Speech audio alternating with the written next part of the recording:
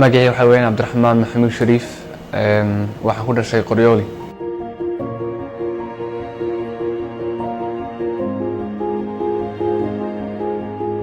waxaan ka bilaabay Liverpool waan ka bilaabay markii aan 7 ahaa ayaan u saagalay Liverpool marka waxaan ka tagay markii aan 23 ga ayaan ka tagay marka hadda waxaan u ciyaaraa teamka la yiraahdo Wigan Athletic.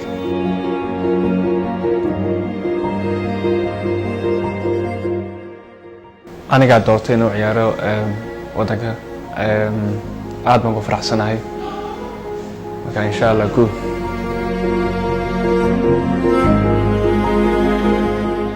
waxay mooti fikrayay family iyo dadkii Soomaaliya joogay marka motivationkii waa dadka.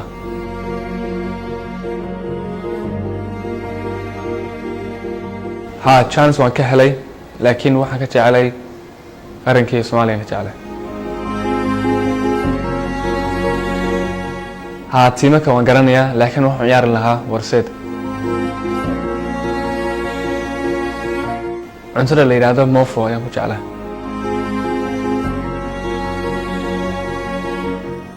Ronaldo.